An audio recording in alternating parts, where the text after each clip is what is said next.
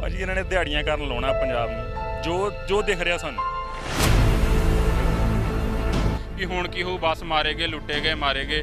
ਜੇ ਇਹੀ ਕਰਨਾ ਵਾ ਫਿਰ ਆਪਾਂ ਕਰੀ ਤੇ ਜਾਂਦੇ ਹੀ ਆ ਭਾਜੀ, ਤੇ ਆ 3 ਰੁਪਏ ਵੇਚੀ ਤੇ ਜਾਂਦੇ ਹੀ ਆ। ਫਿਰ ਆਪਾਂ ਸਮਝੌਤਾ ਹੀ ਕਰ ਰਹੇ ਆ ਆਪਣੇ ਹਾਲਾਤਾਂ ਨਾਲ। ਜੇ ਸਮਝੌਤਾ ਕਰਕੇ ਜੀਣਾ ਵਾ ਫੇਰ ਸਹੀ ਆ, ਜੇ ਆਪਾਂ ਸੰਘਰਸ਼ ਕਰਨਾ ਵਾ, ਜੇ ਕੁਝ ਮਤਲਬ ਪ੍ਰਾਪਤ ਕਰਨਾ ਵਾ, ਫਿਰ ਆਪਾਂ ਨੂੰ ਇਹਦੇ ਲਈ ਲੜਾਈ ਲੜਨੀ ਪੈਣੀ। ਸੰਘਰਸ਼ ਕੋਈ ਵੀ ਫਸਲ ਹੋਵੇ ਉਹਦੇ ਵਾਸਤੇ ਆਪਾਂ ਨੂੰ ਆਪ ਹੀ ਮੂਹਰੇ ਹੋ ਕੇ ਉੱਥੇ ਲੜਨਾ ਪੈਣਾ। ਪਿਛਲੇ ਹਫਤੇ ਮਿਰਚਾਂ ਲੈ ਕੇ ਗਏ ਜਲੰਧਰ, ਤਾਂ ਮੰਡੀ 'ਚ ਜਾ ਕੇ ਮਤਲਬ ਟੈਂਪੂ ਵਾਲੇ ਨੂੰ 1300 ਰੁਪਈਆ ਕਿਰਾਇਆ ਦੇਤਾ, ਤਾਂ ਉੱਥੇ ਮਿਰਚਾਂ ਲੈ ਗਿਆ ਉਹ। ਤਾਂ ਜਦੋਂ ਸਵੇਰ ਨੂੰ ਪੁੱਛਿਆ ਫੋਨ ਕਰਕੇ ਆੜਤੀਏ ਤੋਂ, ਤਾਂ ਉਹ ਕਹਿੰਦਾ ਵੀ ਤੁਹਾਡੀਆਂ ਮਿਰਚਾਂ ਨਹੀਂ ਵਿਕੀਆਂ। ਤਾਂ ਟੈਂਪੂ ਵਾਲਾ ਤੁਹਾਡਾ ਕਿਰਾਇਆ ਲੈ ਗਿਆ, ਤਾਂ ਆ ਕੇ ਤਾਂ ਕਿਰਾਇਆ ਸਾਨੂੰ ਦੇ ਜਿਓ 1300 ਰੁਪਈਆ। ਇੱਦਾਂ ਦੇ ਹਾਲਾਤ ਆ। ਇਹ ਰਿਸ਼ਤੇਦਾਰ ਦਾ ਫੋਨ ਆਇਆ, ਕਹਿੰਦੇ ਸ਼ਿਮਲਾ ਬਹੁਤ ਮਹਿੰਗੀ ਹੋ ਗਈ। ਮੈਂ ਕਿੰਨੀ ਮਹਿੰਗੀ ਹੋ ਗਈ? ਕਹਿੰਦੇ ਸਾਨੂੰ 40 ਰੁਪਏ ਮਿਲੀ। ਮੈਂ ਕਿਹਾ ਸਾਡੀ 3 ਰੁਪਏ ਆ, ਸਾਡੇ ਲਈ ਕਿੱਦਾਂ ਮਹਿੰਗੀ ਹੋ ਗਈ ਇਹ? ਮੈਂ ਸੋਚ ਕੇ ਹੈਰਾਨ ਰਹਿ ਗਿਆ। ਦੇਖੋ ਤੁਸੀਂ 40 ਰੁਪਏ ਇੱਕ ਪਿੰਡਾਂ ਸ਼ਿਮਲਾ ਦੇਣ ਦਿਆ ਜਾ ਕੇ ਟੈਂਪੂ ਵਾਲਾ ਜਾਂ ਕੋਈ ਵੀ ਰੇਹੜੀ ਵਾਲਾ, ਤਾਂ ਆਪਣੀ 3 ਰੁਪਏ। ਰਿਲਾਇੰਸ ਵਾਲਿਆਂ ਦਾ ਬੰਦਾ ਆ ਗਿਆ ਸਾਡੇ ਕੋਲ ਮੋਟਰ ਤੇ ਮਿਲ, ਪੁੱਛਦਾ ਰਿਹਾ ਸਾਰੇ ਪਿੰਡ 'ਚ ਉਹਨਾਂ ਦੀ ਮੋਟਰ ਕਿੱਥੇ ਆ। ਕਹਿੰਦਾ ਇਹ ਆਪਣੇ ਅੰਬਾਨੀ ਪਰਿਵਾਰ 'ਚੋਂ ਆਇਆ। ਮੈਂ ਕਿਹਾ ਠੀਕ ਆ ਆਏ ਆ। ਕਹਿੰਦਾ ਰਿਲਾਇੰਸ ਵਾਲਿਆਂ ਦਾ ਅਸੀਂ ਦਫ਼ਤਰ ਖੋਲ੍ਹਣ ਲੱਗਿਆ ਮੇਵਾ ਸਿੰਘ ਵਾਲੇ। ਮੈਂ ਕਿਹਾ ਠੀਕ ਆ ਖੋਲ੍ਹੋ। ਮੈਂ ਕਿਹਾ ਵੀ ਉਹਦਾ ਕੀ ਚੱਕਰ ਆ ਵੀ ਤੁਹਾਡੀਆਂ ਸਬਜ਼ੀਆਂ ਵਧੀਆ ਰੇਟਾਂ 'ਤੇ ਖਰੀਦਿਆ ਕਰਨੀਆਂ ਸਾਰਾ ਕੁਝ। ਮੈਂ ਕਿਹਾ ਨਹੀਂ ਬਈ ਅਸੀਂ ਨਹੀਂ ਦੇ ਸਕਦੇ। ਪਹਿਲੋਂ ਮੇਰੇ ਦਾਦਾ ਜੀ ਕਰਦੇ ਸੀ ਖੇਤੀ ਸਬਜ਼ੀ ਦੀ, ਫਿਰ ਮੇਰੇ ਫਾਦਰ ਸਾਹਿਬ ਕਰਨ ਲੱਗ ਪਏ। 15 ਸਾਲ ਤੋਂ ਮੈਂ ਕਰ ਰਿਹਾ। 15 ਸਾਲਾਂ ਮਤਲਬ 3 ਸਾਲ ਪੈਸੇ ਵੱਟੇ ਹੋਣਗੇ ਸਬਜ਼ੀ ਦੇ, ਬਣੇ ਹੋਣਗੇ। ਤੁਸੀਂ ਆਪੇ ਦੇਖ ਲਓ ਵੀ ਕੀ ਬਣੂਗਾ, ਕੁਛ ਨਹੀਂ ਬਣੂਗਾ।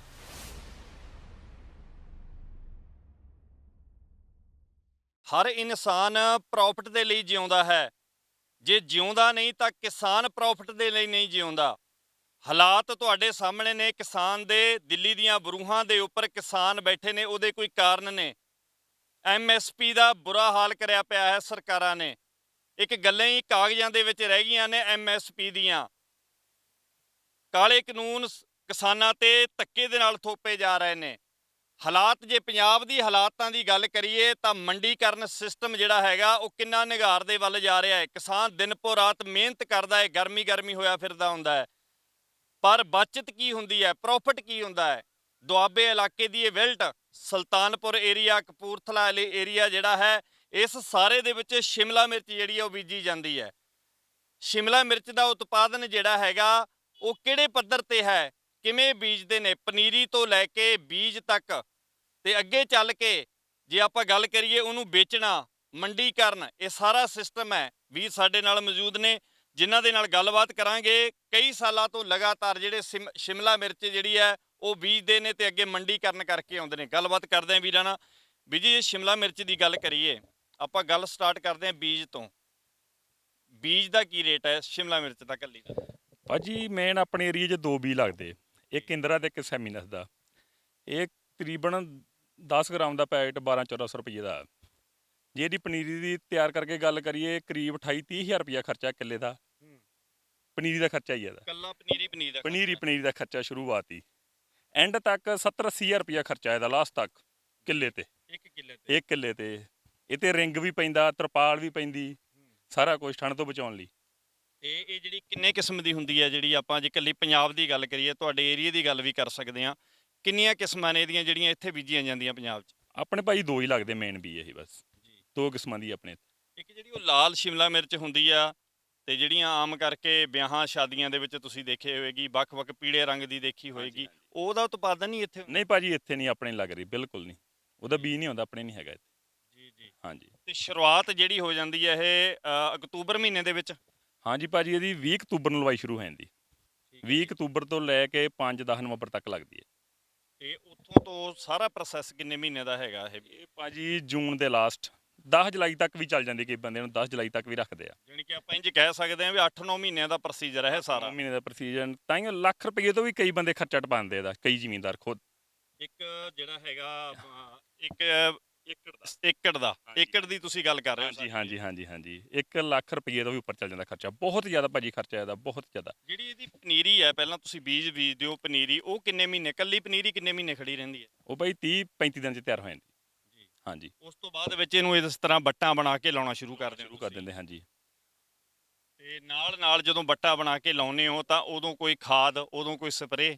ਉਦੋਂ ਭਾਜੀ ਜਦੋਂ ਆਪਾਂ ਲਵਾਈ ਕਰਦੇ ਆ ਘੱਟੋ ਘੱਟ 6-7 ਹਜ਼ਾਰ ਰੁਪਏ ਦੀ ਇਹਦੇ ਥੱਲੇ ਹੀ ਖਾਦ ਪੈ ਜਾਂਦੀ ਉਦੋਂ ਲਾਉਣ ਦੇ ਟਾਈਮ ਜੀ ਤੇ ਜੇ ਇਹਦਾ ਪਰ ਸਪਰੇਅ ਦਾ ਖਰਚਾ ਸਾਰਾ ਕੱਢੀਏ 25 ਤੋਂ 30 ਹਜ਼ਾਰ ਰੁਪਏ ਸਪਰੇਅ ਹੀ ਆ ਯਾਨੀ ਕਿ ਇਹਦੀ ਸ਼ੁਰੂਆਤੀ ਦੌਰ ਦੇ ਵਿੱਚ ਵੀ ਜਿਹੜਾ ਸਾਰੀ ਇੰਨਾ ਲਾ ਲਓ ਖਰਚਾ ਹੋ ਤੁਸੀਂ ਜਾਂਦਾ ਟੋਟਲ ਲਾ ਲਓ ਇਹਦਾ ਕੱਲੀ ਸਪਰੇਅ ਕੱਲੀ ਸਪਰੇਅ ਦਾ ਹੀ ਕੱਲੀ ਸਪਰੇਅ ਹੀ ਆ ਖਾਦਾਂ ਦਵਾਈਆਂ ਆਪਦੀ ਮਿਹਨਤ ਜੋ ਸਾਰਾ ਕੁਝ ਉਹ ਵੱਖਰਾ ਜੀ ਉਸ ਤੋਂ ਬਾਅਦ ਚ ਫਿਰ ਫਲ ਕਿੰਨੇ ਮਹੀਨੇ ਬਾਅਦ ਲੱਗਦਾ ਇਹਨੂੰ ਇਹਨੂੰ ਫਲ ਭਾਜੀ ਆਉਂਦਾ ਫਰਵਰੀ ਮਹੀਨੇ 'ਚ ਜਨਵਰੀ 'ਚ ਥੋੜਾ ਕੋਈ ਸਾਰੇ ਚੋਂ 1 ਜਾਂ 1.5 ਕੁਇੰਟਲ ਲੱਗਦੀ ਇੱਕ ਏਕੜ ਦੀ ਫਿਰ ਫਰਵਰੀ 'ਚ ਜ਼ਿਆਦਾ ਆ ਜਾਂਦਾ ਫਲ ਯਾਨੀ ਕਿ 4.5-5 ਮਹੀਨੇ ਇਹਨੂੰ ਜਿਹੜਾ ਪੁੱਤਾਂ ਵਾਂਗੂ ਪਾਲਣਾ ਪੈਂਦਾ ਆਪਾਂ ਇੰਜ ਕਹਿ ਸਕਦੇ ਹਾਂ ਬਿਲਕੁਲ ਬਾਈ ਬਹੁਤ ਬਹੁਤ ਔਖੀ ਖੇਤੀ ਜੀ ਜਦੋਂ ਮੰਡੀ ਕਰਨੇ ਦਾ ਕਰੀਏ ਤੇ ਉੱਥੇ 2 ਦਿਨ ਪਹਿਲਾਂ ਹੀ ਜਲੰਧਰ ਗਏ ਉਹਨਾਂ ਨੂੰ ਇੱਥੇ ਬੈਠੇ ਉਹਨਾਂ ਨੇ ਕਿਹਾ ਲੈ ਲਓ ਲਿਫਾਫਾ 70 ਰੁਪਏ 80 ਰੁਪਏ ਨਾ ਕਹਿੰਦੇ ਭਾਜੀ 40 ਰੁਪਏ ਮੈਂ ਕਿਹਾ 40 ਰੁਪਏ ਤਾਂ ਸਾਡੀ ਮਿਹਨਤ ਹੀ ਆ ਕਹਿੰਦੇ ਫਿਰ 50 ਲੈ ਲਓ ਲਿਫਾਫੇ ਦੇ ਵਿੱਚ ਕਿੰਨੇ ਕਿਲੋ 15 ਕਿਲੋ 15 ਕੇਜੀ 15 ਕਿਲੋ ਦਾ ਲਿਫਾਫਾ ਜਿਹੜਾ ਹੈਗਾ ਉਹ ਕੇਵਲ ਤੁਹਾਨੂੰ ਕਹਿ ਰਹੇ ਨੇ ਵੀ ਹਾਂ 40 ਰੁਪਏ 50 ਰੁਪਏ ਹਾਂਜੀ ਵੱਧ ਤੋਂ ਵੱਧ 60 ਰੁਪਏ ਲਾਸਟ ਤੇ ਲਾ ਲਓ ਤੁਸੀਂ ਕਿੰਨੇ ਨੂੰ ਪੈ ਗਏ 3 ਰੁਪਏ 4 ਰੁਪਏ ਕੀ ਬਚਾਵਾਂਗੇ ਇਹ 'ਚੋਂ ਭਾਜੀ 1 ਰੁਪਏ ਭਾਈ ਤੜਾਈ ਦਾ ਖਰਚਾ 1 ਰੁਪਈਆ ਹੀ ਆਪਣੀ ਇਹ ਗੱਡੀ ਦੀ ਖਰਚਾ 2 ਰੁਪਏ ਹੈਗੇ ਤੇ ਬਾਕੀ ਲਿਫਾਫਾ ਲਾਉਣਾ ਉੱਥੇ ਲਾਉਣ ਵਾਲੇ ਲੈਂਦੇ 1 ਰੁਪਈਆ ਬਚਣਾ ਲਾ ਲਓ ਤੇ ਇੱਥੇ ਖਾਦਾਂ ਭਾਈ ਦੀਆਂ ਦਵਾਈ ਭਾਈ ਦੀ ਸਾਰਾ ਕੁਝ ਕੀ ਬਚਾਵਾਂਗੇ ਭਾਜੀ ਹੈ ਨਹੀਂ ਕੁਛ ਜੀ ਹੋਰ ਵੀਰ ਨਾਲ ਨੇ ਵੀਰ ਜੀ ਆਮ ਗੱਲਾਂ ਸੁਣੀਆਂ ਨੇ ਵੀ ਝੋਨੇ ਤੋਂ ਹਟ ਜਾਓ ਕਣਕ ਤੋਂ ਹਟ ਜਾਓ ਸਬਜ਼ੀਆਂ ਜਿਹੜੀਆਂ ਬੀਜੋ ਵੀਰ ਜੀ ਉਹਨਾਂ ਨੇ ਗੱਲ ਦੱਸੀ ਹੈ ਵੀ ਕੋਈ ਪ੍ਰੋਫਿਟ ਨਹੀਂ ਇਹਦੇ ਵਿੱਚੋਂ ਹੈਗਾ ਮਿਹਨਤ ਜਿਹੜੀ ਆ ਉਹ ਜ਼ਿਆਦਾ ਹੈਗੀ ਆ ਤੁਹਾਡਾ ਜਿਹੜਾ ਸਾਰਾ ਇਲਾਕਾ ਹੈਗਾ ਫਿਰ ਵੀ ਮੰਨਿਆ ਜਾਂਦਾ ਵੀ ਹਾਂ ਸ਼ਿਮਲਾ ਮਿਰਚ ਜ਼ਿਆਦਾ ਲੱਗਦੀ ਹੈ ਇਸ ਇਲਾਕੇ ਦੇ ਵਿੱਚ ਕਿਵੇਂ ਦੇਖਦੇ ਹੋ ਤੁਸੀਂ ਇਸ ਚੀਜ਼ ਨੂੰ ਵੀ ਵਾਕਈ ਇਹ ਚੀਜ਼ਾਂ ਹੈਗੀਆਂ ਵੀ ਸਰਕਾਰਾਂ ਅੱਜ ਇੰਨੀਆਂ ਨਲਾਇਕੀਆਂ ਤੇ ਉਤਰ ਆਈਆਂ ਨੇ ਵੀ ਕਿਸਾਨ ਮਿਹਨਤ ਵੀ ਕਰੇ ਤੇ ਉਹਦਾ ਬੁਰਾ ਹਾਲ ਵੀ ਹੋਇਆ ਰਵੇ ਤੇ ਮੰਡੀਕਰਨ ਜਿਹੜਾ ਚੱਜ ਦਾ ਨਾ ਹੋਵੇ ਵੀਰ ਜੀ ਇੱਕ ਝੋਨਾ ਤੇ ਕਣਕ ਦੀ ਖੇਤੀ ਇਹੋ ਜਿਹੀ ਸੀ ਜਿਹਦੇ ਕਰਕੇ ਕਿਸਾਨ ਦਾ ਬਚਾਅ ਹੈਗਾ ਸੀਗਾ ਇਹ ਸਬਜ਼ੀਆਂ ਜਿਹੜੀਆਂ ਵਾ ਇਹ ਸਰਕਾਰ ਦੀ ਨਾਕਾਮੀ ਕਰਕੇ ਬਿਲਕੁਲ ਫੇਲ ਹੋ ਚੁੱਕੀਆਂ ਕਿਉਂਕਿ ਇਹਨਾਂ ਦਾ ਕੋਈ ਸਿਸਟਮ ਹੀ ਹੈ ਨਹੀਂ ਨਾ ਐਕਸਪੋਰਟ ਦਾ ਸਿਸਟਮ ਆ ਨਾ ਕੋਈ ਇੱਥੇ ਮਤਲਬ ਕੋਈ ਸਿਸਟਮ ਹੈਗਾ ਮੰਡੀ ਸਿਸਟਮ ਆ ਕਿਉਂ ਇੱਕ ਲੈਣ ਵਾਲੇ ਨੂੰ ਵੀ ਸਬਜ਼ੀ ਜਿਹੜੀ ਆ ਉਹ ਇੱਥੋਂ ਸਾਡੀ ਤਾਂ 3-4 ਰੁਪਏ ਜਾਂਦੀ ਆ ਲੈਣ ਵਾਲੇ ਨੂੰ ਇਹ 20-30 ਰੁਪਏ ਮਿਲਦੀ ਆ ਉਹ ਵਿਚਲਾ ਜਿਹੜਾ ਪਾੜਾ ਵਾ ਉਹ ਬਹੁਤ ਜ਼ਿਆਦਾ ਵਾ ਮਤਲਬ ਸਰਕਾਰ ਉੱਤੇ ਵੀ ਕੋਈ ਕੰਟਰੋਲ ਨਹੀਂ ਹੈਗਾ ਹਨਾ ਜਦੋਂ ਆਪਾਂ ਖਰੀਦਣ ਦੇ ਲਈ ਜਾਂਦੇ ਆ ਤੁਸੀਂ ਆਮ ਰੇਹੜੀ ਦੀ ਗੱਲ ਕਰ ਲਓ ਆਮ ਰੇਹੜੀ ਦੇ ਉੱਪਰ ਵੀ 30 ਰੁਪਏ ਰੇਟ ਹੈਗਾ ਕੋਈ ਚੰਗੀ ਦੁਕਾਨ ਆ ਤੇ ਉੱਥੇ 40-40 ਰੁਪਏ ਦੀ ਜਿਹੜੀ ਹੈਗੀ ਆ ਉਹ ਵੇਚੀ ਜਾਂਦੀ ਹੈ ਕਿਲੋ ਦੇ ਹਿਸਾਬ ਦੇ ਨਾਲ ਤੇ ਇਹ ਹਾਲਾਤ ਤੇ ਤੁਸੀਂ ਉੱਥੇ ਜਾ ਕੇ ਵੇਚਣੀ 3 ਰੁਪਏ ਕਿਲੋ ਚਲੋ 5 ਰੁਪਏ ਕਿਲੋ ਵੀ ਲਾ ਲਓ ਜੇ ਆਪਾਂ ਲਾ ਲਓ ਜਿਵੇਂ 5 ਰੁਪਏ ਕਿਲੋ ਵੀ ਤੁਸੀਂ ਕਹਿੰਦੇ ਹੋ ਵੀ ਵੱਧ ਤੋਂ ਵੱਧ ਵਿਕ ਗਈ ਹੈ ਨਾ ਪਰ ਉੱਥੇ 40 ਰੁਪਏ ਕਿਲੋ ਜਾ ਕੇ ਅੱਗੇ ਵੇਚਣੀ ਵਿਚਲਾ ਜਿਹੜਾ ਸਾਰਾ ਸਿਸਟਮ ਹੈਗਾ ਇਹਦੇ ਬਾਰੇ ਕਿਵੇਂ ਦੇਖਦੇ ਹੋ ਤੁਸੀਂ ਇਹ ਸਿਸਟਮ ਹਜੇ ਤਾਂ ਥੋੜਾ ਮੇਰੇ ਹਿਸਾਬ ਨਾਲ ਫਿਰ ਵੀ ਠੀਕ ਆ 30 ਰੁਪਏ ਮਿਲਦੀ ਆ ਜੇ ਸਿਸਟਮ ਸਰਕਾਰਾਂ ਦੀਆਂ ਇਹੀ ਚੱਲਾਂ ਰਹੀਆਂ ਮਤਲਬ ਇਹ ਰਿਲਾਇੰਸ ਜਾਂ ਵੱਡੇ ਘਰਾਣਿਆਂ ਦੇ ਹੱਥ 'ਚ ਆ ਗਿਆ ਇਹ ਸਬਜ਼ੀ ਲੈਣ ਵਾਲੇ ਨੂੰ 100 ਰੁਪਏ ਤੱਕ ਮਿਲੂਗੀ ਮਤਲਬ ਇਹ 5 ਰੁਪਏ ਜ਼ਿਮੀਂਦਾਰ ਤਾਂ ਖਤਮ ਹੋ ਜਾਊਗਾ ਬਿਲਕੁਲ ਹੀ ਜ਼ਿਮੀਂਦਾਰ ਤਾਂ ਸਿਰਫ ਲੇਬਰ ਹੀ ਕਰੂਗਾ ਫਿਰ ਹਨਾ ਤੇ ਪਰ ਲੈਣ ਵਾਲੇ ਨੂੰ ਵੀ ਇਹ ਮਤਲਬ 100-200 ਰੁਪਏ ਤੱਕ ਵੀ ਹੋ ਸਕਦਾ ਰੇਟ ਇਹਦਾ ਬਾਅਦ ਚ ਲੈਣ ਨੂੰ ਹਾਂਜੀ ਜਿਵੇਂ ਇਹ ਆਪਾਂ ਪਰ ਬੂਟੇ ਦੀ ਗੱਲ ਕਰੀਏ ਤੇ ਜਿਵੇਂ ਇੱਕ ਵਾਰ ਆਪਾਂ ਸ਼ਿਮਲਾ ਮਿਰਚਾਂ ਇੱਕ ਬੂਟੇ ਨਾਲੋਂ ਲਗਾਤਾਰ ਤੋੜ ਲਈਆਂ ਉਦੋਂ ਬਾਅਦ ਚ ਕਿੰਨੇ ਦਿਨਾਂ ਬਾਅਦ ਦੁਬਾਰਾ ਫੇਰ ਹੋਰ ਫਲ ਦੇ ਦਿੰਦੀ ਹੈ ਵੀਰ ਜੀ ਇਹ 12 ਤੋਂ 15 ਦਿਨ ਲੈ ਲੈਂਦੀ ਦੁਬਾਰਾ ਫਲ ਦੇਣ ਨੂੰ ਮਤਲਬ ਕਾਫੀ ਟਾਈਮ ਲੈ ਲੈਂਦੀ ਆ ਪਰ ਉਸ ਹਿਸਾਬ ਨਾਲ ਮਤਲਬ ਜੇ ਖਾਦ ਦਵਾਈ ਦੀ ਬਹੁਤ ਸਪਰੇਅ ਕਰਾਂਗੇ ਤਾਂ ਫਿਰ 10 ਕੁ ਦਿਨ ਚ ਹੋ ਜਾਂਦੀ ਆ ਤਾਂ ਉਹ ਤੇ ਫਿਰ ਖਰਚਾ ਆਉਂਦਾ ਜਦੋਂ ਇਦਾਂ ਰੇਟ ਨਹੀਂ ਰਹਿੰਦਾ ਤਾਂ ਫਿਰ ਤਾਂ ਸਮਝੋ ਪੱਲਿਓਂ ਪੈ ਜਾਂਦੀ ਇਹ ਸਾਰਾ ਕੁਝ ਇੱਕ ਸੀਜ਼ਨ ਦੇ ਵਿੱਚ ਕਿੰਨੀਆਂ ਸਪਰੇਆਂ ਹੁੰਦੀਆਂ ਨੇ ਆਈਡੀਆ ਕੋਈ ਇੱਕ ਸੀਜ਼ਨ ਚ 10 ਤੋਂ 15 ਕੁ ਸਪਰੇਆਂ ਹੋ ਜਾਂਦੀਆਂ ਇਹ ਮਿਰਚ ਤੇ ਹਾਂਜੀ 15 ਸਪਰੇਆਂ ਹੋ ਜਾਂਦੀਆਂ ਹਾਂਜੀ 15 ਤੋਂ 20 ਵੀ ਹੋ ਸਕਦੀਆਂ ਵਾ ਵੱਧ ਵੀ ਸਕਦੀਆਂ ਵਾ ਜੇ ਮੌਸਮ ਮਤਲਬ ਖਰਾਬ ਰਿਹਾ ਤਾਂ ਵੱਧ ਸਕਦੀਆਂ ਸਪਰੇਆਂ ਜਿਵੇਂ ਤੁਸੀਂ ਲਗਾਤਾਰ ਕਈ ਏਕੜ ਜਿਹੜੀ ਹੈਗੀ ਆ ਉਹ ਸ਼ਿਮਲਾ ਮਿਰਚ ਲਾਉਂਦੇ ਹੋ ਹਨਾ ਤੇ ਉਹਦੇ ਲਈ ਜਿਹੜਾ ਤੁਹਾਡਾ ਸਪਰੇਅ ਕਰਨ ਦਾ ਸਿਸਟਮ ਆ ਉਹ ਕਿਵੇਂ ਰੱਖਿਆ ਹੋਇਆ ਕੋਈ ਵੱਡੇ ਫੁਹਾਰੇ ਲਾਏ ਨੇ ਜਾਂ ਕਿਹੜੇ ਸਿਸਟਮ ਦੇ ਨਾਲ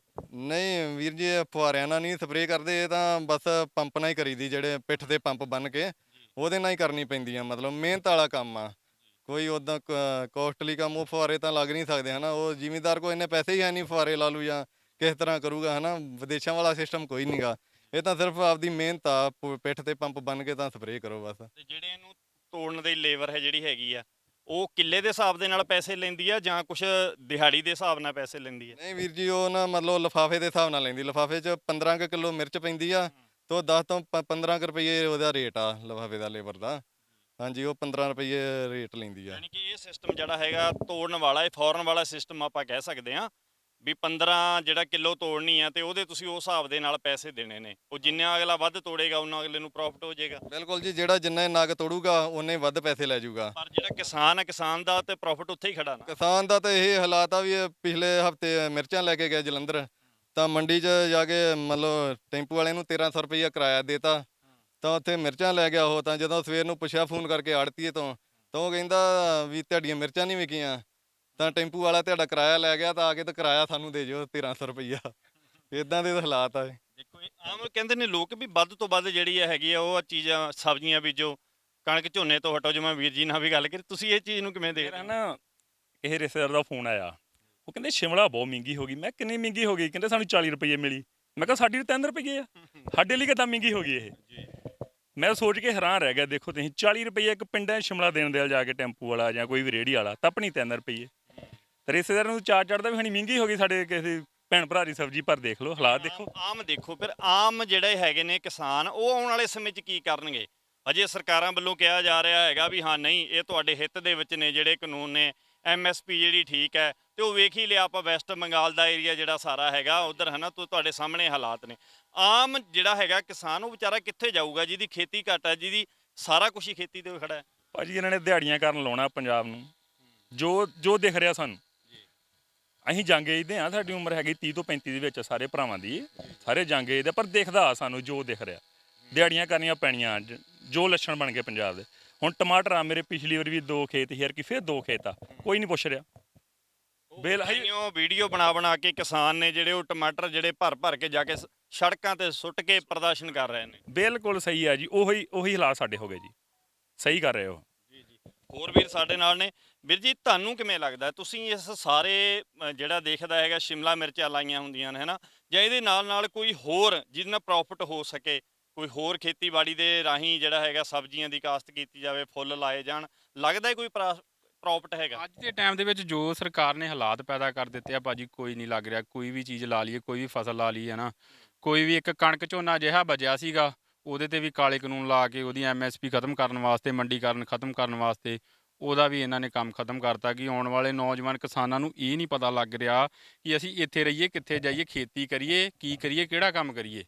ਤੁਸੀਂ ਆਪ ਸੋਚੋ। ਇੱਕ ਹੁਣ ਜਿੱਦਾਂ ਆ ਸ਼ਿਮਲਾ ਮਿਰਚ ਹੀ ਆ, ਇਹਦਾ ਭਾਈ ਹੁਣੀ ਕਹਿੰਦੇ ਕਿ ਰਿਲਾਇੰਸ ਦੇ ਹੱਥ ਇਹ ਆਲਰੇਡੀ ਜਾ ਚੁੱਕੀ ਆ ਭਾਜੀ। ਅੱਜ ਦਾ ਟੂਡੇ ਦਾ ਰੇਟ ਭਰ ਕੇ ਗੂਗਲ ਤੇ ਤੁਸੀਂ ਸਰਚ ਕਰੋ ਆਨਲਾਈਨ, ਇਹ ਇਕੱਲੀ ਸ਼ਿਮਲਾ ਮਿਰਚ ਤੋਂ ਜਦੋਂ ਕੈਪਸਿਕਮ ਬਣਦਾ ਨਾ, ਇਹ ਇੰਨਾ ਹੀ ਅੰਤਰ ਜਦੋਂ ਆਪਾਂ ਸਮਝ ਲਿਆ, ਤਾਂ ਆਪਾਂ ਨੂੰ ਆਟੋਮੈਟਿਕ ਹੀ ਸਰਕਾਰਾਂ ਦੀਆਂ ਪਾਲਿਸੀਆਂ ਦਾ ਪਤਾ ਲੱਗ ਜਾਣਾ। ਸਰਚ ਕਰੋਗੇ, ਜਿੱਦਾਂ ਆਨਲਾਈਨ ਡਿਜੀਟਲ ਜ਼ਮਾਨਾ ਆ ਗਿਆ, ਕਹਿੰਦੇ ਆਨਲਾਈਨ ਸਰਚ ਕਰੋ, 80 ਰੁਪਏ ਕਿਲੋ ਮਿਰਚ ਦਾ ਅੱਜ ਦਾ ਰੇਟ ਆ ਜੀ। ਆਨਲਾਈਨ 80 ਰੁਪਏ ਕਿਲੋ, ਸਾਡੀ ਯਾਰੀ 3 ਰੁਪਏ। ਆਨਲਾਈਨ ਅਸੀਂ ਉਹ ਖਰੀਦਣੀ ਆ ਭਾਜੀ, ਤਾਂ ਸਾਨੂੰ 80 ਰੁਪਏ ਮਿਲਣੀ। ਦੱਸੋ ਇੰਨਾ ਫਰਕ, ਦੱਸੋ ਜ਼ਿਮੀਂਦਾਰ ਕੀ ਕਰੇ? ਜਦੋਂ ਆਪਾਂ ਇਹ ਗੱਲ ਕਰਦੇ ਆਂ ਵੀ ਅਸੀਂ ਵੇਚਣੀ ਆ, ਤਾਂ ਉਦੋਂ ਘੱਟ ਕੀਮਤ ਤੇ ਅਸੀਂ ਪਾਉਂਦੇ ਹਾਂ, ਹਨਾ। ਜਿਹਨੇ ਖਰੀਦਣੀ ਆ ਤਾਂ ਉਹ ਦੇਖੋ ਕਿਹੜੇ ਢੰਗ ਦੇ ਨਾਲ ਖਰੀਦ ਕੇ ਲੈ ਕੇ ਆਉਂਦਾ, ਉਹ ਅੱਗੇ ਵੇਚਦਾ, ਤੇ ਉਹਨੂੰ ਲੱਖਾਂ ਦੇ ਪ੍ਰੋਫਿਟ ਆਪਾਂ ਕਹਿ ਸਕਦੇ ਹਾਂ। ਭਾਜੀ ਇਹੀ ਗੱਲ ਹੋ ਗਈ ਹੈ ਨਾ। ਤੁਸੀਂ ਇਹ ਗੱਲ ਆਪਾਂ ਮਤਲਬ ਚੰਗੀ ਤਰ੍ਹਾਂ ਸਮਝ ਨਹੀਂ ਰਹੇ। ਜਦੋਂ ਘਰ ਘਰ ਇਹ ਗੱਲ ਦਾ ਸਮਝ ਆ ਗਈ ਹੈ ਨਾ, ਹਜੇ ਕਹਿ ਲਈ ਵਿਰੋਧ ਪੂਰਾ, ਉੱਥੇ ਜਾ ਕੇ ਪੂਰਾ ਵਿਰੋਧ ਨਹੀਂ ਹੋ ਰਿਹਾ ਕਿ ਆਪਾਂ ਨੂੰ ਪਤਾ ਨਹੀਂ ਲੱਗ ਰਿਹਾ। ਅੱਧੇ ਕਹਿੰਦੇ ਕੀ ਬਣੂ, ਕੀ ਹੋ, ਆਮ ਨਹੀਂ ਪਤਾ ਲੱਗ ਰਿਹਾ ਸਾਨੂੰ। ਪਤਾ ਅਸੀਂ ਜਾਂਦੇ, ਅਸੀਂ ਪਤਾ ਨਹੀਂ ਕਿੰਨੀ ਵਾਰੀ ਜਾ ਕੇ ਆਏ ਆ। ਇੱਥੇ ਆਈਦਾ ਵਾ, ਥੋੜੇ ਦਿਨ ਹੀ ਹੋ ਗਏ, ਇੱਥੇ ਸੁਲਤਾਨਪੁਰ ਗਏ ਅਸੀਂ, ਤੇ ਜਦੋਂ ਆਮ ਬੈਠੇ ਕਹਿੰਦੇ ਹੁਣ ਕੀ ਹੋਣਾ, ਉੱਥੇ ਬੈਠੇ ਆ, ਕੁਛ ਨਹੀਂ ਹੋਣਾ ਕਹਿੰਦੇ। ਅਸੀਂ ਕਿਹਾ ਤੁਸੀਂ ਜਾਓਗੇ, ਨੈਗੇਟਿਵਿਟੀ ਫੈਲਾ ਰਹੇ ਆ ਕਿ ਤੁਸੀਂ ਜਾਓਗੇ ਜਾਂ ਕੁਛ ਕਰੋਗੇ ਜਾ ਕੇ, ਕਿ ਆਪਾਂ ਇਕੱਠੇ ਹੋ ਕੇ ਜਾਵਾਂਗੇ, ਇੱਕਜੁੱਟਤਾ ਉੱਥੇ ਦਿਖਾਵਾਂਗੇ, ਤਾਂ ਹੀ ਕੁਛ ਕਰਾਂਗੇ। ਜੇ ਆਪਾਂ ਘਰੇ ਬਹਿ ਕੇ ਇੱਕ ਦੂਜੇ ਨਾਲ ਇਹੀ ਗੱਲਾਂ ਕਰੀ ਗਏ ਕਿ ਹੁਣ ਕੀ ਹੋਊ, ਬਸ ਮਾਰੇ ਗਏ, ਲੁੱਟੇ ਗਏ, ਮਾਰੇ ਗਏ, ਜੇ ਇਹੀ ਕਰਨਾ ਵਾ, ਫਿਰ ਆਪਾਂ ਕਰੀ ਤੇ ਜਾਂਦੇ ਹੀ ਆ ਭਾਜੀ। ਫਿਰ 3 ਰੁਪਏ ਵੇਚੀ ਤੇ ਜਾਂਦੇ ਹੀ ਆ। ਫਿਰ ਆਪਾਂ ਸਮਝੌਤਾ ਹੀ ਕਰ ਰਹੇ ਆ ਆਪਣੇ ਹਾਲਾਤਾਂ ਨਾਲ। ਜੇ ਸਮਝੌਤਾ ਕਰਕੇ ਜੀਣਾ ਵਾ ਫੇਰ ਸਹੀ ਆ। ਜੇ ਆਪਾਂ ਸੰਘਰਸ਼ ਕਰਨਾ ਵਾ, ਜੇ ਕੁਝ ਮਤਲਬ ਪ੍ਰਾਪਤ ਕਰਨਾ ਵਾ, ਫਿਰ ਆਪਾਂ ਨੂੰ ਇਹਦੇ ਲਈ ਲੜਾਈ ਲੜਨੀ ਪੈਣੀ। ਸੰਘਰਸ਼ ਕੋਈ ਵੀ ਫਸਲ ਹੋਵੇ, ਉਹਦੇ ਵਾਸਤੇ ਆਪਾਂ ਨੂੰ ਆਪ ਹੀ ਮੂਹਰੇ ਹੋ ਕੇ ਉੱਥੇ ਲੜਨਾ ਪੈਣਾ ਭਾਜੀ। ਇਹ ਤੇ ਵੀਰ ਜੀ ਗੱਲ ਹੋ ਗਈ ਤੁਹਾਡੇ ਆਪਣੇ ਖੇਤ ਦੀ ਗੱਲ। ਜੇ ਠੇਕੇ ਤੇ ਜ਼ਮੀਨ ਲੈ ਕੇ ਕੁਝ ਖੱਟਣਾ ਹੋਵੇ ਤਾਂ ਕੁਝ ਵੀ ਪ੍ਰੋਫਿਟ ਪੱਲੇ ਰਹਿਣ ਨੂੰ ਕੁਝ ਵੀ ਨਹੀਂ ਹੈਗਾ। ਵੀਰ ਜੀ ਇਦਾਂ ਸੀ ਗੱਲ ਵੀ, ਅੱਗੇ ਤਾਂ ਮਤਲਬ ਕਣਕ ਝੋਨੇ ਤੋਂ ਠੇਕਾ ਪੂਰਾ ਹੋ ਜਾਂਦਾ ਸੀਗਾ। ਹੁਣ ਜਿਸ ਹਿਸਾਬ ਦੇ ਹਾਲਾਤ ਬਣਦੇ ਜਾਂਦੇ ਆ, ਤਾਂ ਉਸ ਹਿਸਾਬ ਨਾਲ ਤਾਂ ਠੇਕਾ, ਜਿਹੜੀਆਂ ਜ਼ਮੀਨਾਂ ਠੇਕੇ ਦਾ, ਉਹ ਵੀ ਕੋਲੋਂ ਠੇਕਾ ਦੇਣ ਵਾਲੀ ਗੱਲ ਹੋ ਜੂਗੀ। ਪਰ ਦੇਣ ਨੂੰ ਵੀ ਕਿਸਾਨ ਕੋਲ ਕੁਝ ਨਹੀਂ ਹੈਗਾ, ਤੇ ਇਸ ਕਰਕੇ ਠੇਕਾ ਲੈ ਕੇ ਉਹ ਭੱਜੂਗਾ ਹੀ। ਤਾਂ ਠੇਕੇਦਾਰ ਦਾ ਵੀ ਘਾਟਾ ਵਾ, ਜਿਨ੍ਹਾਂ ਜ਼ਮੀਨਾਂ ਦਿੱਤੀਆਂ ਹੋਈਆਂ ਉਹਨਾਂ ਦਾ ਵੀ ਨੁਕਸਾਨ ਹੋਊਗਾ ਆਉਣ ਵਾਲੇ ਸਮੇਂ 'ਚ। ਤੁਸੀਂ ਇੱਕ ਚੀਜ਼ ਦੇਖੀ ਹੈ, ਸ਼ਹਿਰੀ ਵਰਗ ਜੇ ਆਪਾਂ ਗੱਲ ਕਰੀਏ, ਹੁਣ ਦਿੱਲੀ ਪ੍ਰੋਟੈਸਟ ਕਰ ਰਹੇ ਨੇ ਜ਼ਿਆਦਾ, ਜਿਹੜੇ ਨੇ ਉਹ ਪਿੰਡਾਂ ਦੇ ਲੋਕ ਉੱਥੇ ਬੈਠੇ ਨੇ। ਸ਼ਹਿਰੀ ਵਰਗ ਨੂੰ ਤਾਂ ਕੇਵਲ ਇਹ ਆ ਵੀ ਸਾਡੇ ਕੋਲੇ 30-35 ਹਜ਼ਾਰ ਰੁਪਇਆ, 40 ਹਜ਼ਾਰ ਤਨਖਾਹ ਆਉਂਦੀ ਆ, ਤੇ ਅਸੀਂ ਜਾ ਕੇ ਜੇ ਸ਼ਿਮਲਾ ਮਿਰਚ 30 ਨਹੀਂ ਤਾਂ 60 ਹੋ ਜੂਗੀ, ਜੇ 100 ਹੋ ਜੂਗੀ ਤੇ ਸਾਨੂੰ ਕੋਈ ਫਰਕ ਨਹੀਂ ਹੈਗਾ। ਉਹਨਾਂ ਦੇ ਦਿਮਾਗ 'ਚ ਤਾਂ ਇਹੀ ਚੀਜ਼ਾਂ ਚੱਲਦੀਆਂ ਨੇ ਨਾ। ਵੀਰ ਜੀ ਇਹ ਫਰਕ ਤਾਂ ਸਾਰਿਆਂ ਨੂੰ ਹੀ ਪੈਣਾ ਵਾ। ਮੰਨ ਲਓ ਕਾਨੂੰਨ ਦਾ, ਇਹ ਕਾਲੇ ਕਾਨੂੰਨ ਜਿਹੜੇ ਬਣੇ ਆ, ਇਹਨਾਂ ਦਾ ਫਰਕ ਸਿੱਧੇ ਤੌਰ ਤੇ ਪੈ ਜਾਊਗਾ। ਕਿਸਾਨ ਤੇ ਸਿੱਧੇ ਤੌਰ ਤੇ ਪੈ ਜਾਊਗਾ, ਸ਼ਹਿਰੀਆਂ ਤੇ ਸਿੱਧੇ ਤੌਰ ਤੇ ਪੈ ਜਾਊਗਾ। ਉਹਨਾਂ ਨੂੰ ਜਿਹੜੀ ਵੀ ਸਬਜ਼ੀ ਆ, ਜਿਹੜੀ ਅੱਜ ਮੰਨ ਲਓ 20 ਰੁਪਏ 30 ਚ ਮਿਲਦੀ ਆ, ਉਹ 100 200 ਚ ਮਿਲਣ ਲੱਗ ਜੂਗੀ। ਜੇ ਅੱਜ ਦੁੱਧ ਉਹਨਾਂ ਨੂੰ ਮਿਲਦਾ ਵਾ 50 ਰੁਪਏ ਚ, ਉਹ ਆਪੇ 100 ਰੁਪਏ ਚ ਹੋ ਜਾਊਗਾ। ਫਰਕ ਤਾਂ ਉਹਨਾਂ ਨੂੰ ਹੀ ਪੈ ਜਾਣਾ ਵਾ। ਸਾਡੀ ਤਾਂ ਇਹੀ ਬੇਨਤੀ ਆ ਵੀ ਜਿੰਨੇ ਵੀ ਆਪਣੇ ਸ਼ਹਿਰ ਵਾਸੀ ਆ ਜਾਂ ਪਿੰਡਾਂ ਵਾਲੇ ਆ, ਸਾਰੇ ਉੱਥੇ ਜਿਹੜਾ ਧਰਨਾ ਦਿੱਲੀ ਆਪਣਾ ਲੱਗਾ ਹੋਇਆ ਉਹ 'ਚ ਸਹਿਯੋਗ ਦੇਣ, ਤਾਂ ਕਿ ਇਹਨਾਂ ਸਰਕਾਰਾਂ ਜਿਹੜੀਆਂ ਇਹਨਾਂ ਨੇ ਕਈ ਕਾਨੂੰਨ ਬਣਾਏ ਹੋਏ ਆ, ਇਹਨਾਂ ਨੂੰ ਅੱਜ ਦੱਬਿਆ ਗਿਆ ਤਾਂ ਠੀਕ ਆ, ਨਹੀਂ ਤਾਂ ਇਹ ਅੱਗੇ ਤੋਂ ਅੱਗੇ ਹੋਰ ਕਾਨੂੰਨ ਬਣਾਉਣਗੇ, ਜਿਹ 'ਚ ਮਤਲਬ ਸਾਰਿਆਂ ਨੂੰ ਹੀ ਮਤਲਬ ਨੁਕਸਾਨ ਹੋਊਗਾ। ਵੀਰ ਜੀ ਰਿਲਾਇੰਸ ਕੰਪਨੀਆਂ ਦੀ ਤੁਸੀਂ ਗੱਲ ਕਰ ਰਹੇ ਸੀਗੇ, ਆਉਣ ਵਾਲੇ ਸਮੇਂ ਦੇ ਵਿੱਚ ਰਿਲਾਇੰਸ ਕੰਪਨੀ ਨੂੰ ਕਿਵੇਂ ਵੇਖਦੇ ਹੋ ਜੇ ਆਪਾਂ ਕਰ ਲਏ ਰਿਲਾਇੰਸ, ਕਿਉਂਕਿ ਟੱਕਰ ਜਿਹੜੀ ਸਰਕਾਰਾਂ ਦੀ ਹੈਗੀ ਹੈ ਇਹਨਾਂ ਦੇ ਨਾਲ ਹੀ ਹੈਗੀ ਆ। ਪਿਛਲੇ ਸਾਲ ਹਨਾ ਅਗਸਤ ਦੀ ਗੱਲ ਆ 2020 ਦੀ, ਰਿਲਾਇੰਸ ਵਾਲਿਆਂ ਦਾ ਬੰਦਾ ਆ ਗਿਆ ਸਾਡੇ ਕੋਲ ਮੋਟਰ ਤੇ ਮਿਲਣ, ਪੁੱਛਦਾ ਰਿਹਾ ਸਾਰੇ ਪਿੰਡ 'ਚ ਉਹਨਾਂ ਦੀ ਮੋਟਰ ਕਿੱਥੇ ਆ। ਅਸੀਂ ਰਾਮਾਤੋਰੀ ਦੀ ਖੇਤੀ ਵੀ ਕਰਦੇ ਆ, ਸਾਰੀ ਖੇਤੀ ਕਰਦੇ। ਆ ਗਿਆ ਉੱਥੇ, ਕਹਿੰਦਾ ਇਹ ਆਪਣੇ ਅੰਬਾਨੀ ਪਰਿਵਾਰ 'ਚੋਂ ਆਇਆ। ਮੈਂ ਕਿਹਾ ਠੀਕ ਆ ਆਇਆ। ਕਹਿੰਦਾ ਰਿਲਾਇੰਸ ਵਾਲਿਆਂ ਦਾ ਅਸੀਂ ਦਫ਼ਤਰ ਖੋਲ੍ਹਣ ਲੱਗਿਆ ਮੇਵਾ ਸਿੰਘ ਵਾਲੇ। ਮੈਂ ਕਿਹਾ ਠੀਕ ਆ ਖੋਲ੍ਹੋ। ਤੇ ਮੈਂ ਪਹਿਲੇ ਦਿਨ ਕੁਛ ਨਹੀਂ ਕਿਹਾ, ਦੂਏ ਦਿਨ ਕਹਿੰਦਾ ਆਪਦਾ ਆਧਾਰ ਕਾਰਡ ਦੇ। ਮੈਂ ਕਿਹਾ ਵੀ ਆਧਾਰ ਕਾਰਡ ਕੀ ਕਰਨਾ? ਨਹੀਂ, ਕਹਿੰਦਾ ਬੈਂਕ ਦਾ ਖਾਤਾ ਨੰਬਰ ਵੀ ਚਾਹੀਦਾ ਤੇਰਾ। ਮੈਂ ਕਿਹਾ ਵੀ ਉਹਦਾ ਕੀ ਚੱਕਰ ਆ? ਕਹਿੰਦਾ ਉਹ ਉਹਨਾਂ ਨੇ ਤੁਹਾਡਾ ਜਾਣੀ ਕਿ ਉਹਨੂੰ ਨਾਲ ਅਟੈਚ ਕਰਨਾ ਸਾਰਾ ਕੁਝ, ਵੀ ਤੁਹਾਡੀਆਂ ਸਬਜ਼ੀਆਂ ਵਧੀਆ ਰੇਟਾਂ 'ਤੇ ਖਰੀਦਿਆ ਕਰਨੀਆਂ ਸਾਰਾ ਕੁਝ। ਮੈਂ ਕਿਹਾ ਨਹੀਂ ਬਈ ਅਸੀਂ ਨਹੀਂ ਦੇ ਸਕਦੇ। ਫਿਰ ਉਹਨੇ ਇੱਕ ਦਿਨ ਮੈਨੂੰ ਚੈਨਲ ਕੀਤਾ, ਕਹਿੰਦਾ ਦੇ। ਮੈਂ ਕਿਹਾ ਨਹੀਂ ਅਸੀਂ ਨਹੀਂ ਯਾਰ, ਅਸੀਂ ਨਹੀਂ ਦੇ ਸਕਦੇ, ਸਾਡੀ ਮੰਡੀ ਵਿਕਦੀ ਜੋ ਰੇਟ ਵਿਕੇ ਅਸੀਂ ਮੰਡੀ ਦੇ। ਯਾਨੀ ਕਿ ਸ਼ੁਰੂਆਤ ਹੋ ਚੁੱਕੀ ਹੈ। ਹੋ ਚੁੱਕੀ ਆ ਜੀ ਭਾਈ। ਹੁਣ ਪਤਾ ਲੱਗਦਾ ਵੀ ਉਹ ਇਸੇ ਚੀਜ਼ ਦਾ ਕਰਕੇ ਉਹ ਇੰਨਾ ਚੈਲੰਜ ਕਰ ਰਿਹਾ ਹੈ। ਜੀ। ਹੁਣ ਆਖਰੀ ਸਵਾਲ ਹੈ ਜੀ, ਕੀ ਕਹਿਣਾ ਚਾਹੁੰਦੇ ਹੋ ਤੁਸੀਂ ਜੇ ਆਪਾਂ ਇਕੱਲੀਆਂ ਸਰਕਾਰਾਂ ਦੀ ਗੱਲ ਕਰੀਏ? ਕਿਉਂਕਿ ਮੰਡੀਕਰਨ ਠੀਕ ਢੰਗ ਨਾਲ ਨਹੀਂ ਹੋ ਰਿਹਾ, ਸਰਕਾਰਾਂ ਟਸ ਤੋਂ ਮਸ ਨਹੀਂ ਹੋ ਰਹੀਆਂ, ਮਿਹਨਤ ਕੀਤੀ ਜਾ ਰਹੀ ਹੈ, ਦਿਨ ਪਰ ਰਾਤ ਮਿਹਨਤ ਕਰਕੇ 8-9 ਮਹੀਨੇ ਦੀ ਫਸਲ ਤੇ ਪੱਲੇ ਕੱਖ ਵੀ ਨਹੀਂ, 3 ਰੁਪਏ ਕਿਲੋ। ਭਾਜੀ ਪਹਿਲੋਂ ਮੇਰੇ ਦਾਦਾ ਜੀ ਕਰਦੇ ਸੀ ਖੇਤੀ ਸਬਜ਼ੀ ਦੀ, ਫਿਰ ਮੇਰੇ ਫਾਦਰ ਸਾਹਿਬ ਕਰਨ ਲੱਗ ਪਏ। 15 ਸਾਲ ਤੋਂ ਮੈਂ ਕਰ ਰਿਹਾ। 15 ਸਾਲਾਂ ਮਤਲਬ 3 ਸਾਲ ਪੈਸੇ ਵੱਟੇ ਹੋਣਗੇ ਸਬਜ਼ੀ ਦੇ, ਬਣੇ ਹੋਣਗੇ। ਤੁਸੀਂ ਆਪੇ ਦੇਖ ਲਓ ਵੀ ਕੀ ਬਣੂਗਾ, ਕੁਛ ਨਹੀਂ ਬਣੂਗਾ। 15 ਸਾਲ ਹਰੇਕ ਕੋਈ ਵੀ ਆਲੂ ਦੀ ਕਰਦਾ ਜਾਂ ਖਰਬੂਜੇ ਦੀ ਜਾਂ ਦਵਾਣੇ ਦੀ ਕੋਈ ਵੀ ਖੇਤੀ ਕਰਦਾ, ਪੈਸੇ ਬਸ 4 ਤੋਂ 5 ਸਾਲ ਬਾਅਦ ਹੀ ਬਣਦੇ, ਲਗਾਤਾਰ ਨਹੀਂ ਬਣਦੇ। ਉਹ ਵੀ ਜਦੋਂ ਫਸਲ ਘੱਟ ਹੋਵੇ ਜਾਂ ਮਰ ਜਾਵੇ, ਕੁਛ ਵੀ ਹੋ ਜਾਵੇ, ਉੱਦਾਂ ਨਹੀਂ। ਉੱਦਾਂ ਦਾ ਬਹੁਤ ਮਾੜਾ ਹਾਲ ਹੈ ਭਾਜੀ, ਬਹੁਤ ਮਾੜਾ ਹਾਲ। ਇਹ ਸਰਕਾਰਾਂ ਨੂੰ ਕੀ ਚਾਹੀਦਾ ਹੈ, ਮੰਗ ਕੀ ਹੈ? ਭਾਜੀ ਸਰਕਾਰਾਂ ਪੈਸੇ ਦੇ ਕੇ ਵੋਟਾਂ ਪਾਉਣੇ ਆਪਾਂ, ਤਾਂ ਸਰਕਾਰਾਂ ਪਤਾ ਕੀ ਆਪਾਂ ਨੂੰ ਕੀ ਕਰਨਗੀਆਂ? ਕੁਛ ਨਹੀਂ ਕਰ ਸਕਦੀਆਂ। ਇੱਥੇ ਇੰਡੀਆ ਦਾ ਕੁਛ ਨਹੀਂ ਹੋਣਾ ਜੀ। ਨਿਰਾਸ਼ਤਾ ਪਾਈ ਜਾ ਰਹੀ ਹੈ ਜਿਹੜੀ ਕਿਸਾਨਾਂ ਦੇ ਵੱਲੋਂ। ਨਿਰਾਸ਼ ਹੈ ਜ਼ਿੰਦਗੀ, ਫਿਰ ਵੀ ਲੱਗੇ ਹੋਏ ਨੇ, ਮਿਹਨਤ ਕਰਨ ਲੱਗੇ ਹੋਏ ਨੇ। ਵੀਰ ਜੀ ਕਿਵੇਂ ਦੇਖਦੇ ਹੋ, ਤੁਹਾਡੇ ਮਨ ਦੇ ਬਲਬਲੇ ਕੀ ਨੇ? ਹੋਰ ਕੀ ਕਹਿਣਾ ਚਾਹੁੰਦੇ ਹੋ ਤੁਸੀਂ? ਅਸੀਂ ਤਾਂ ਇਹੀ ਕਹਿਣਾ ਚਾਹੁੰਦੇ ਹਾਂ, ਸਰਕਾਰਾਂ ਕੁਝ ਨਹੀਂ ਦੇ ਸਕਦੀਆਂ। ਜੋ ਅਸੀਂ ਅੱਜ ਤੱਕ ਦੇਖਿਆ ਵੀ ਸਰਕਾਰਾਂ ਕੁਝ ਨਹੀਂ ਦਿੰਦੀਆਂ, ਬਲਕਿ ਜ਼ਿਮੀਂਦਾਰ ਨੂੰ ਮਤਲਬ ਇਹ ਖਾਂਦੀਆਂ ਵਾ ਸਰਕਾਰਾਂ, ਜ਼ਿਮੀਂਦਾਰ ਤੋਂ ਹੀ ਬਣੀਆਂ ਵਾ। ਇਸ ਕਰਕੇ ਸਾਡੀ ਜ਼ਿਮੀਂਦਾਰਾਂ ਨੂੰ ਅਪੀਲ ਆ ਕਿ ਉੱਥੇ ਦਿੱਲੀ ਧਰਨੇ ਤੇ ਪਹੁੰਚਣ ਤੇ ਇਹਨਾਂ ਸਰਕਾਰਾਂ ਨੂੰ ਅੱਜ ਝੁਕਾਇਆ ਜਾਵੇ, ਤਾਂ ਕਿ ਕੱਲ ਨੂੰ ਆਪਾਂ ਨੂੰ ਕੋਈ ਦਿੱਕਤ ਨਾ ਆਵੇ। ਜੇ ਅੱਜ ਉਹਨਾਂ ਦੀ ਜਿੱਤ ਹੋ ਗਈ ਤਾਂ ਆਪਾਂ ਮਤਲਬ ਦੁਬਾਰਾ ਮੁੜ ਕੇ ਉੱਠ ਨਹੀਂ ਸਕਦੇ। ਜੇ ਸਰਕਾਰਾਂ ਅੱਜ ਜਿੱਤ ਜਾਂਦੀਆਂ ਨੇ ਤਾਂ ਦੁਬਾਰਾ ਕਿਸਾਨ ਉੱਠ ਨਹੀਂ ਸਕਦਾ। 8 ਮਹੀਨੇ ਮਿਹਨਤ ਕਰਕੇ ਕੀ ਪੱਲੇ ਪੈਂਦਾ ਹੈ, ਤੇ ਕਹਾਣੀ ਸਾਰੀ ਦਰਦਨਾਕ ਤੁਹਾਡੇ ਸਾਹਮਣੇ ਹੈ।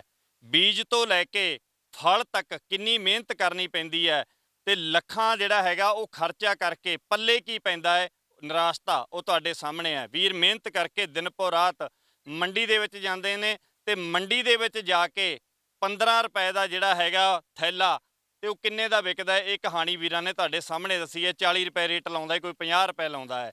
ਹੱਕ ਲੈਣਾ ਚਾਹੁੰਦੇ ਨੇ, ਨਹੀਂ ਮਿਲ ਰਿਹਾ ਹੈ, ਵਿਚਲੇ ਪੈਸੇ ਖਾਂਦੇ ਜਾ ਰਹੇ ਨੇ। ਜਿਹੜਾ ਵਿਚਲਾ ਸਿਸਟਮ ਹੈ ਨਾ, ਉਹ ਸਾਰਾ ਸਿਸਟਮ ਨਿਗਾਰ ਦੇ ਵਿੱਚ ਹੈ। MSP ਨੂੰ ਲੈ ਕੇ ਕੀ ਹਾਲਾਤ ਨੇ ਉਹ ਸਾਡੇ ਸਾਹਮਣੇ ਹੈ। ਨਾਮ ਦੀ MSP ਹੈ, ਨਾਮ ਹੈ ਇੱਕ MSP, ਬਸ ਹੋਰ ਕੱਖ ਵੀ ਨਹੀਂ ਹੈ। ਇਹ ਹਾਲਾਤ ਨੇ ਕਿਸਾਨ ਵੀਰਾਂ ਦੇ। ਜਿਹੜੇ ਵੀਰ ਕਹਿੰਦੇ ਨੇ ਵੀ ਕਿਸਾਨ ਅੱਜ ਰੱਜ ਕੇ ਰੋਟੀ ਖਾ ਰਿਹਾ ਹੈ, ਸਾਨੂੰ ਪਹਿਲਾਂ ਹੀ ਪਤਾ ਹੋਣਾ ਚਾਹੀਦਾ ਵੀ ਕਿਵੇਂ ਗਲ ਫਰਾਹੇ ਲੈ ਲੈ ਕੇ ਵਿਚਾਰਾ ਆਤਮ ਹੱਤਿਆ ਕਰਦਾ ਹੈ ਕਿਸਾਨ। ਉਹਦੇ ਕਾਰਨ ਇਹੀ ਨੇ। ਇਹ ਨੌਜਵਾਨ ਨੇ ਜਿਨ੍ਹਾਂ ਨੂੰ ਕਿਹਾ ਜਾਂਦਾ ਇਹ ਦੇਸ਼ ਛੱਡ ਕੇ ਕਿਉਂ ਜਾਂਦੇ ਨੇ ਬਾਹਰ, ਕਿਉਂ ਨਾ ਜਾਣ? ਇਹ ਵੀ ਇੱਕ ਸਵਾਲ ਪੈਦਾ ਹੁੰਦਾ ਵੀ ਕਿਉਂ ਨਾ ਜਾਣ। ਇਹਦਾ ਜਵਾਬ ਕਿਸੇ ਕੋਲੇ ਨਹੀਂ। ਸਰਕਾਰਾਂ ਖਤਮ ਕਰਨਾ ਚਾਹੁੰਦੀਆਂ ਨੇ, ਨੌਜਵਾਨ ਮਿਹਨਤ ਕਰਦੇ ਨੇ। ਇਹ ਸਾਰੇ ਨਹੀਂ, ਸਾਰੇ ਇੱਥੇ ਦੇ ਹੀ ਰਲ ਮਿਲ ਕੇ ਜਿਹੜੇ ਹੈਗੇ ਨੇ, ਆਪਾਂ ਇਲਾਕੇ ਦੀ ਗੱਲ ਕਰੀਏ, ਸਾਰੇ ਹੀ ਮਿਹਨਤ ਕਰਦੇ ਨੇ।